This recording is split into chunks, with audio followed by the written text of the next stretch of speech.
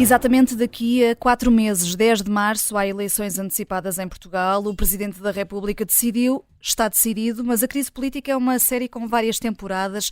O PS tem de se reorganizar, o PSD tem um grande teste pela frente. Vamos olhar para os próximos meses na jogada da semana, na segunda parte, com os nossos 4 ases, Susana Peralta, Luísa Guiar Conraria, Jorge Fernandes e João Marques de Almeida. O país pode estar numa balbúrdia, mas aqui as regras são claras e começam com o baralho dividido em naipes. Lança-se a primeira carta e é para a comunicação que Marcelo Rebelo de Sousa fez ao país. O Presidente da República, Jorge Fernandes, começou com um grande elogio a António Costa, decidiu marcar estas eleições para março. Uma carta de ouros para Marcelo Rebelo de Sousa? Sim, uma carta de ouros para Marcelo Rebelo de Sousa, por vários motivos. Bem, em primeiro lugar, claro, acho que fez aquilo que lhe competia e, enfim, saiu relativamente bem desta crise, no sentido em que, não se envolvendo excessivamente, portanto, basicamente ele acabou por carimbar, digamos assim, aquilo que foi a vontade expressa por António Costa e elencou no seu discurso o conjunto de motivos, no fundo, pelos quais decidiu marcar as eleições.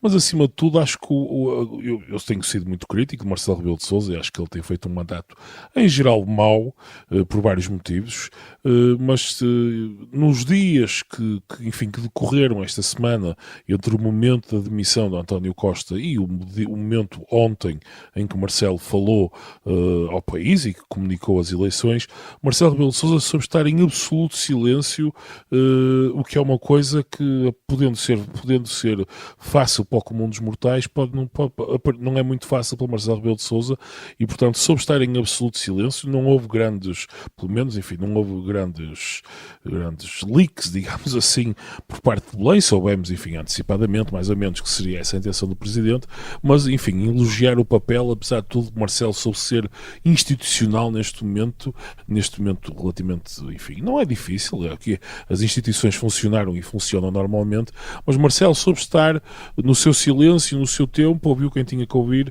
e no final... E foi institucional e foi também coerente? Sim, penso que também foi coerente e isso é uma coisa importante e uma coisa que se deve relevar.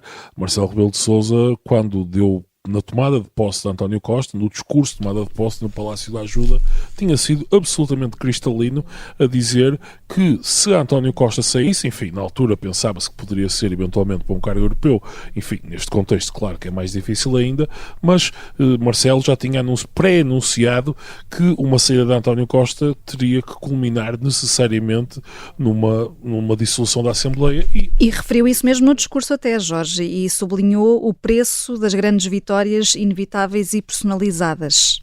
Sim, eu sou um bocadinho contra a ideia dessa personalização da política sob esse ponto de vista, porque eu tendo a ter uma concepção mais parlamentarista da política, mas como já falámos na última edição do Fora do Baralho, na edição especial que fizemos ontem, antes ainda de sabermos o que se passou com a decisão de Marcelo, acho que, quer dizer, a saída de António Costa não é propriamente uma saída normal, digamos assim. Ele não sai de São Bento para ir para a Comissão Europeia ou para as Nações Unidas, enfim, ou para um cara qualquer. Ele sai, ele e o seu governo, envoltos num conjunto de suspeitas que são muito delicadas e, portanto, parece-me que foi a opção natural, correta e, acima de tudo, é uma opção que não compromete o Presidente da República. Isto é, enfim, Marcelo Rebelo de Sousa passou, digamos assim, a bola aos portugueses para usar um plebeísmo e, portanto, os portugueses agora decidirão e têm nas mãos o futuro do país, que é sempre uma coisa positiva, aliás, e de assinalar, de resto, nos 50 anos, um pouco mais de um mês e pouco antes das comemorações dos 50 anos do início do processo de democratização, os portugueses regressaram às urnas. Penso que não há melhor maneira de comemorar a liberdade e a democracia do que ir às urnas.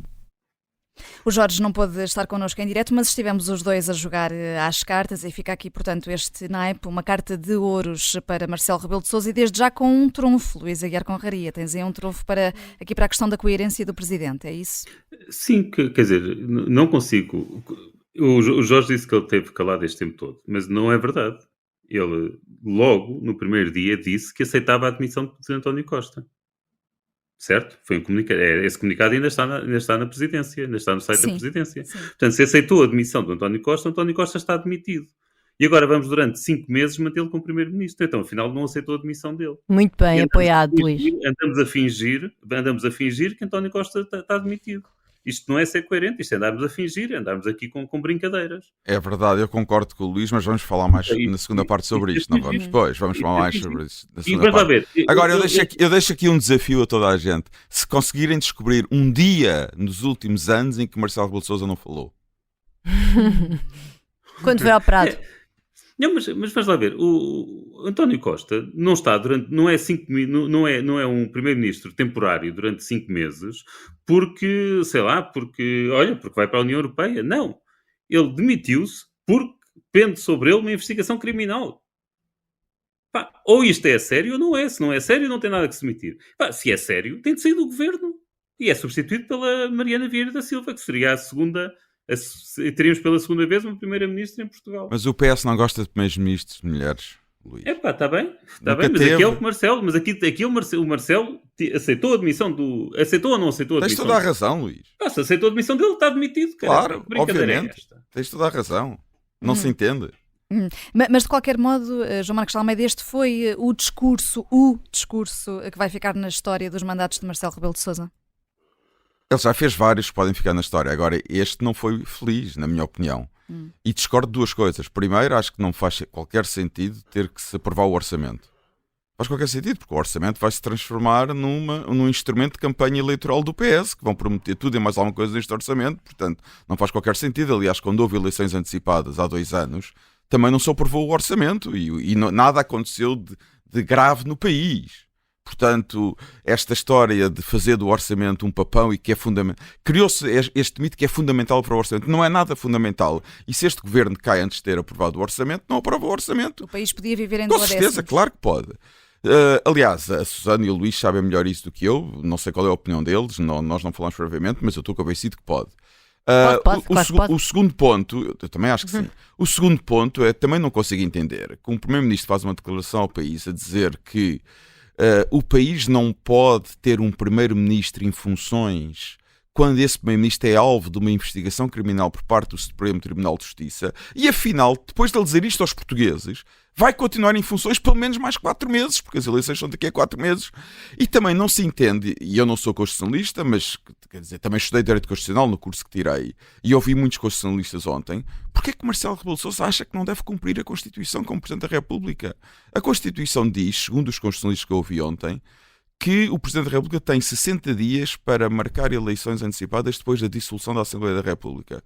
Portanto, se, como se pensa, a Assembleia será dissolvida no final de novembro, princípio de dezembro, as eleições deviam ser no final de janeiro, princípio de fevereiro. Portanto, nada disto se entende. Quer dizer, ao primeiro ponto, que o Luís disse, que Costa devia ter saído e ficava quem tivesse que ficar, a número 2 do governo como primeiro-ministro até às eleições, e as eleições deviam ser mais cedo do que foram marcadas, não deviam ser em março. Não consigo entender nada disto. E já vamos falar sobre as eleições. Luís Aguiar Conraria, a tua carta é de paus e é também para o Presidente da República. Consideras que ficou autoconstrangido no que toca precisamente a esta parte do orçamento?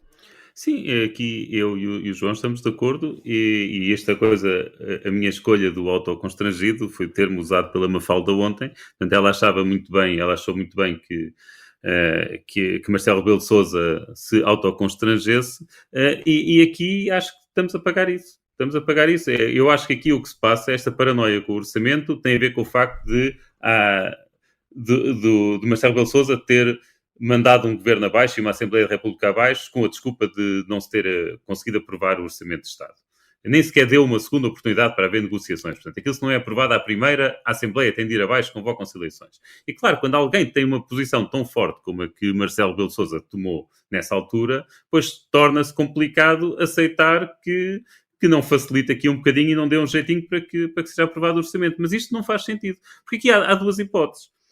Se nós consideramos que o orçamento não é uma peça fundamental, que é o meu caso e é o nosso caso, portanto acho que aqui estamos todos de acordo. Quer dizer, é uma peça fundamental, mas não vem mal nenhum ao mundo por estarmos uns meses em duodécimos, então é convocar as eleições o mais depressa possível e mais nada. Se achamos que é uma peça fundamental, que o orçamento é assim tão importante, então também não faz sentido obrigar o próximo governo a ter de governar durante 1 ano com um orçamento que é feito por um governo moribundo, que é o atual. Ainda por cima, um governo que muito provavelmente vai durar 2 anos, porque é muito provável que a solução que sai daqui seja instável, que a solução que sai destas eleições seja instável, o que quer dizer que se o governo durar 2 anos, metade foi com o orçamento do governo anterior. Portanto, se consideramos o orçamento assim tão fundamental, também não faz sentido constranger desta forma o próximo governo. E essa expressão, já agora só para clarificar aqui, do Marcelo autoconstrangido, foi utilizada pela Mafalda Pratas, politóloga, que esteve connosco ontem naquela edição especial do Fora do Baralho. Não, o que eu quero dizer em primeiro lugar é que eu discordo do Luís no seguinte: os governos que agora duram 2 anos são os governos de maioria absoluta e, portanto, vamos esperar que haja... Susana, mais do que isso, este é o segundo governo seguido que dura 2 anos. Um não tinha maioria absoluta e este tinha. Mas quer dizer, nós já estamos em ciclos de governos de 2 anos há 4 anos. Pois é verdade, tens razão, mas estragaste-me a piada, caraças. Mas pronto, o que eu quero...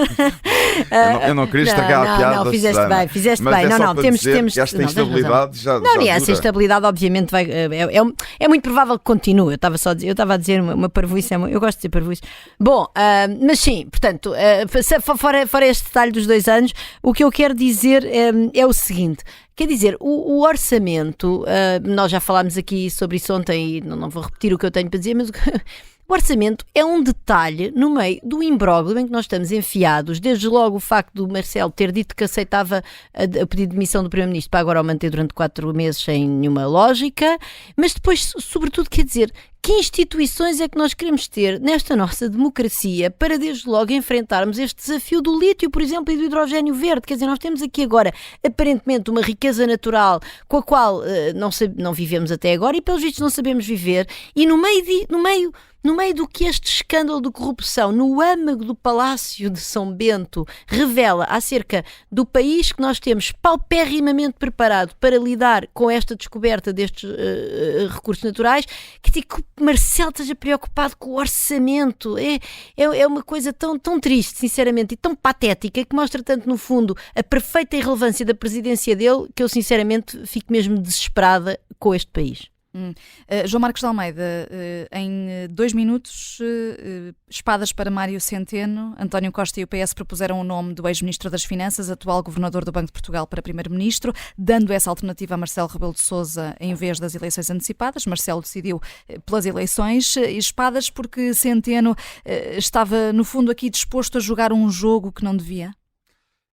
Não, de certo modo são duplamente espadas. Por um lado, porque Centeno está disposto a jogar um jogo que não devia, como é óbvio. Centeno é governador do Banco de Portugal, portanto, quer dizer, não pode estar disponível para o que for. Quer dizer, que agora estava disponível para ser primeiro-ministro e se calhar, pelo que o que parece, é que se o governo socialista continuasse, também estaria disponível para ir para a Comissão Europeia quando for escolhido o próximo comissário português, que é no próximo verão. Mas também há um segundo problema, e isto é o problema fundamental, mostra a cultura de poder do PS. Que não há separação de poderes. Para o PS não há separação de poderes. Para o PS há um princípio absoluto na condução política. Eu quero, logo acontece. E só não acontece se a justiça descobrir. António Costa tem vincado muito sempre a separação de poderes. Tem vincado? Mas onde é que está? O Banco de Portugal deveria estar absolutamente separado do governo. E aparentemente, quer dizer, Centeno foi Ministro das Finanças, foi de Ministro das Finanças para o Banco de Portugal e agora já estava disponível de vir do Banco de Portugal para Primeiro-Ministro. Portanto, que independência é que o Banco de Portugal tem em relação ao governo? E deve ser independente, está na nossa Constituição. E é bom para a política financeira do país que seja independente. Que independência é que o Governador do Banco de Portugal tem em relação ao governo? É a pergunta que fica no final desta primeira parte. Fazemos uma curta pausa, voltamos já a seguir.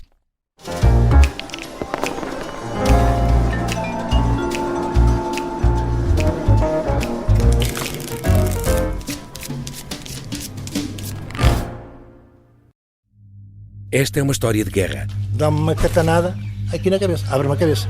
António Lobato foi o português que mais tempo esteve em cativeiro na Guerra de África.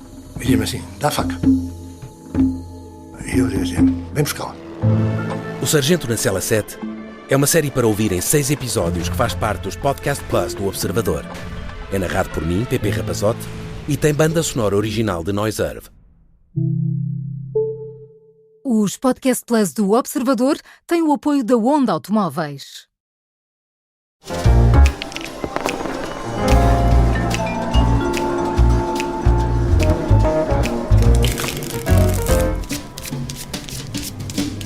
A crise política veio baralhar isto tudo, incluindo, afinal, as regras do Fora do Baralho. Sobrou um naipe para esta segunda parte. A Susana Peralta tem aqui uma carta para João Galamba, mas já lá vamos. Estava aqui o João Marcos de Almeida a dar espadas a Mário Centeno e a questionar a independência do Banco de Portugal pelo facto de Centeno estar disponível para ser primeiro-ministro, isto se não houvesse eleições antecipadas. Luísa Guerra Conraria, tens aí uma carta para assistir o João? Tenho, porque acho que vale a pena lembrar que Mário Centeno, quando era Ministro das Finanças, foi ele que deu autorização a António Domingos, que ele propôs para Presidente da Caixa Geral de Depósitos, que pedisse aos seus advogados para elaborar uma alteração ao Estatuto do Gestor Público. Portanto, houve uma alteração ao Estatuto do Gestor Público que é aplicada a todos os gestores públicos, foi feita pelos advogados de António Domingos, que era alguém diretamente beneficiado. Portanto, estamos a falar de algo que é semelhante, por exemplo, a uma das coisas de que Galamba é acusado, que ele é acusado, portanto, do que se vai sabendo, de ter deixado que os interessados fizessem os decretos-leis a seu favor. Portanto, aqui é exatamente uma situação absolutamente igual, não com a mesma importância, mas apesar de tudo em que com Centeno nomeou alguém e convidou esse alguém para redigir a lei sobre o estatuto que se lhe iria aplicar, de forma a isentá-lo de uma série de obrigações do gestor público. Portanto, quer dizer, obviamente que alguém com este perfil não pode ser primeiro-ministro. Eu espero, ainda em relação a Centeno, acho que ele não vai ter condições para continuar no Banco de Portugal se houver um governo do PSD. Não pode continuar no Banco de Portugal uma pessoa que estava pronta para ser primeiro-ministro do PS, portanto eu espero que Centeno tenha o bom senso de se demitir, se o PSD ganhar eleições e formar governo, e se não se demitir, espero que o PSD o demita. Agora sim, as copas prometidas da Susana Peralta para João Galamba, que não saiu do governo quando Marcelo Rebelo de Sousa queria, depois da polémica no Ministério das Infraestruturas, não se demitiu, agora que é erguido neste processo que investiga o negócio do lítio e do hidrogénio, e António Costa deu apenas a indicação de que ainda vai falar com o Presidente da República sobre a continuidade ou não de Galamba no governo. É uma situação verdadeiramente bizarra, a situação de Galamba, não é? Ele na altura apresentou a demissão, depois o Costa é que não aceitou, foi isso, não foi? Já nem me lembro bem, para dizer a verdade, dos detalhes, sim. Mas ele apresentou. E apresentou supostamente num contexto em que havia, enfim, obviamente uma cena de pancadaria no Ministério foi bastante degradante, mas não se compara com um escândalo como aquele que neste momento temos em mãos e com o facto de ele ser neste momento arguido de um processo judicial. E portanto eu acho que Galamba, por uma questão de coerência, já andámos aqui a falar de coerência de outros atores políticos, acho que este era o momento exato para ele se demitir e para sair de cena. Ou ser demitido. Ou para ser demitido. Não, evidentemente. E ainda numa questão de coerência, portanto, do ponto de vista da coerência de João Galamba, pede-se que ele se demita porque ele já se demitiu por factos menos graves. Do ponto de vista da coerência de António Costa, pede-se que demita Galamba, porque António Costa já disse várias vezes que, digamos, a linha vermelha para estar no seu governo era as pessoas serem constituídas arguídas e deixou cair pessoas importantes, que aliás tentou segurar também de maneiras um pouco absurdas, não tanto como a forma como tentou segurar João Galamba, mas por exemplo Miguel Alves, Costa segurou, quando surgiu a notícia do arguido, deixou cair. E portanto este era o momento. Por outro lado, isto gera aqui uma bizarria completa, porque vamos lá ver, como o Luís disse bem, nós temos um primeiro-ministro que pediu a demissão e que poucas horas ou na hora seguinte, na verdade, o Presidente da República aceitou a demissão. Portanto, nós temos um primeiro-ministro demissionário que agora vai demitir um dos seus ministros e que depois vai haver uma cerimónia de posse do novo ministro. Esperemos nós que se esta coerência vier a ser verificada e Costa realmente demitir Galamba, vai haver uma cerimónia de posse em que vamos ter um primeiro-ministro zombie apenas, sim. A dar posse a um novo ministro numa pasta importante, ou uma nova ministra numa pasta importantíssima como as infraestruturas. E depois quem é o indivíduo, não é, do sexo feminino ou masculino que vai aceitar entrar num governo destes? Com esta herança de Galamba, quer dizer... Há tanta coisa bizarra a passar-se, desde a história do orçamento, desde a história do Galamba, a história do Centeno. E agora o Santos Silva acabou de anunciar que, como o Primeiro-Ministro está demissionário, não vai haver debates quinzenais com o Primeiro-Ministro, nem os ministros... por pouco tempo. Quer dizer, tivemos o Governo pode aprovar o orçamento, mas o Primeiro-Ministro e os ministros não vão ao Parlamento debater, fazer debates com os deputados. Também é bizarro. Não, estamos aqui num limbo, quer dizer, o Presidente da República e enfim, em primeiro lugar, a incúria de António Costa, em todo o caso, eu não sei nada acerca da culpabilidade de António Costa e, enfim, gostava que ele não fosse culpado, mas houve certamente enorme incúria na definição da sua equipa, no cuidado como estabeleceu processos e na forma como não acautelou conflitos de interesses evidentes com este melhor amigo advogado e com a Vítor Scar, enfim, não vamos agora voltar a esse tema. Portanto, esta incúria do Primeiro-Ministro trouxe-nos a esta situação e Marcelo Rebelo de Sousa põe-nos nesta espécie deste limbo em que vamos andar aqui numa espécie de filme de zombies, palavra de honra, que é aquilo que eu acho, durante os próximos 4 meses, para salvar um orçamento. É um limbo. Quando, atenção, quer dizer, o orçamento, pronto, podemos viver de duodécimos e de todo o modo o novo governo que vier a tomar posse terá ou de viver com este orçamento ou então se quiser ter alguma discricionariedade política que lhe compete democraticamente, poderá sempre apresentar um orçamento retificativo. Não é assim tão diferente de termos um debate orçamental nessa altura. Portanto, isto é tudo mesmo muito, muito bizarro. Eu queria só dizer uma coisa final, desculpa, João, rapidamente, sobre o Galamba. Quero dizer, larguem lá o facto do homem ter a xixa em casa. Isto é perfeitamente ridículo.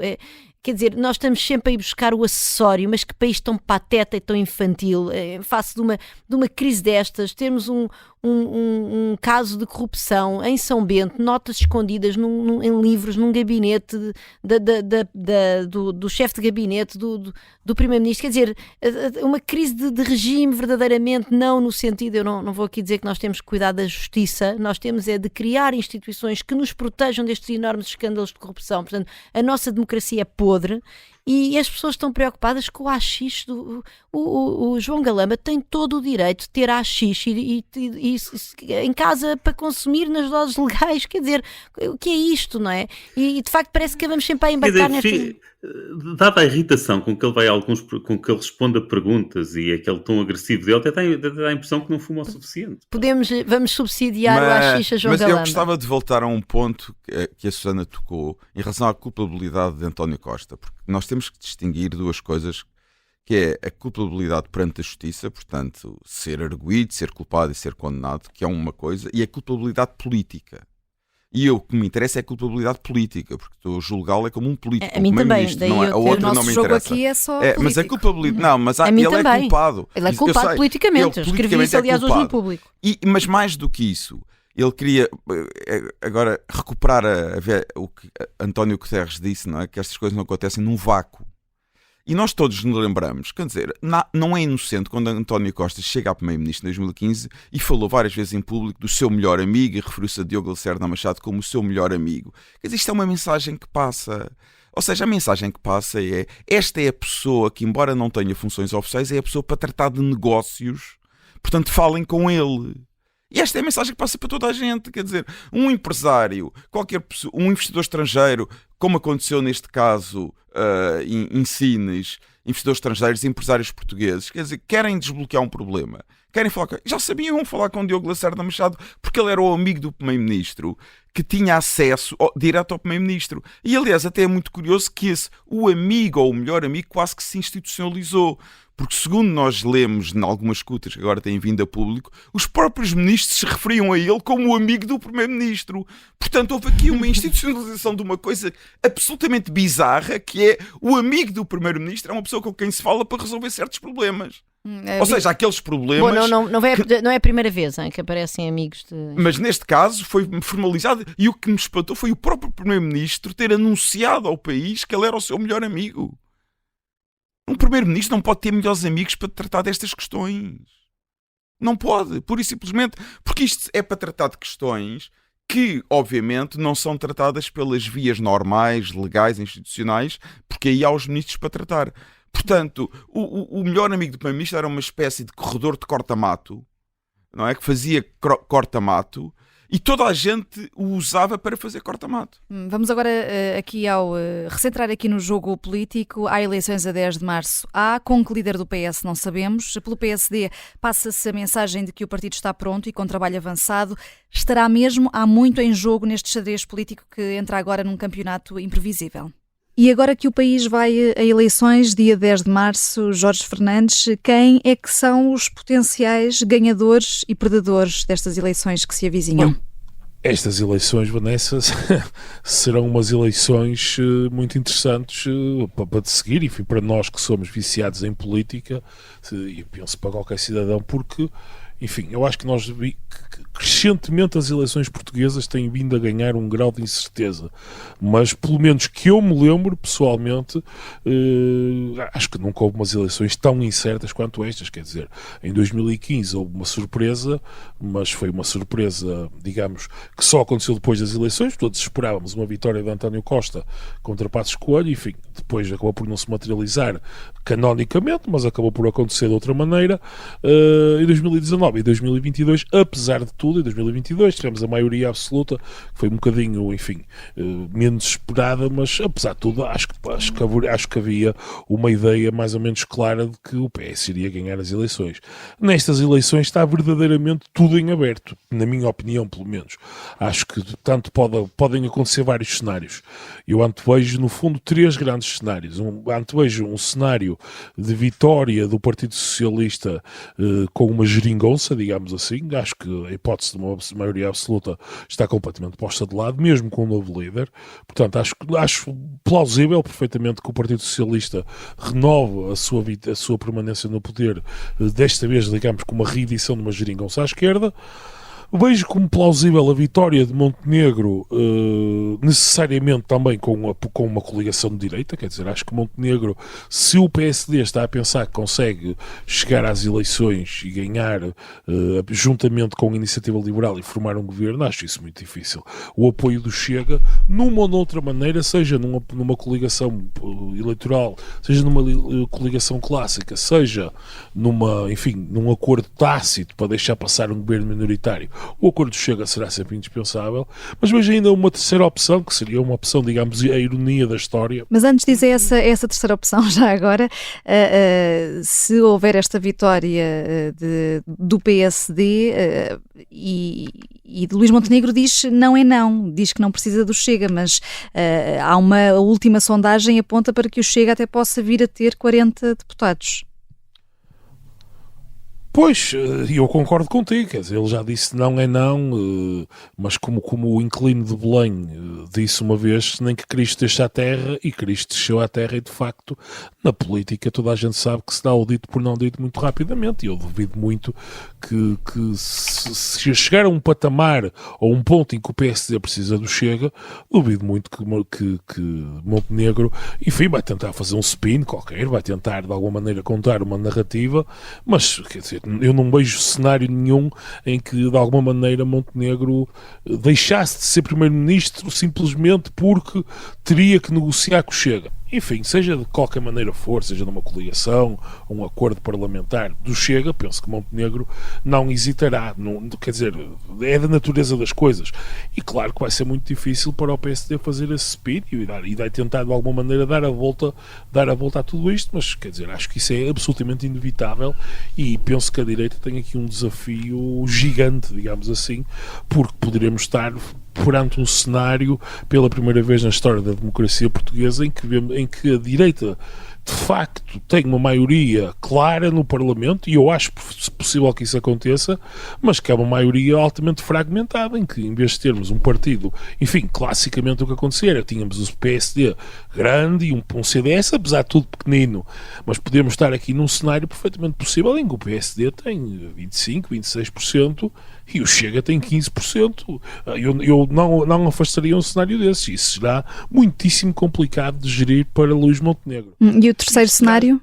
E disse exatamente, isto traz-me ao último cenário, que seria o cenário da ironia, que eu também não descarto, que seria o cenário de Pedro Nuno Santos, ou enfim, o líder do PS, que à partida será Pedro Nuno Santos, ganhar as eleições, mas a direita estar, tal como eu estava a dizer, em maioria no Parlamento. Eu não excluiria o cenário de Pedro Nuno Santos ficar à frente do PSD, porque eu acho que Luís Montenegro, pelo menos, quer dizer, eu até agora não acho que seja um ativo eleitoral forte, e acho que tem, quer dizer, se quer, ainda muita coisa pode acontecer, faltam 4 meses, 4 não, na verdade 5. Faltam 5 meses e, portanto, há muita coisa que pode acontecer. No entanto, penso que Luís Montenegro será um candidato relativamente fraco do PSD e, portanto, eu não excluiria a hipótese da direita até ter uma maioria no Parlamento, um Chega muito forte, uma iniciativa liberal também reforçada e o PSD, enfim, até relativamente reforçada em relação ao que é hoje, mas o PS ficar à frente enfim, em primeiro lugar nas eleições. E isto colocaria o Montenegro perante um duplo dilema, que é o seguinte: Montenegro, todos nos recordamos bem. Eu queria só dizer aqui eu queria dizer um ponto em relação ao Chega.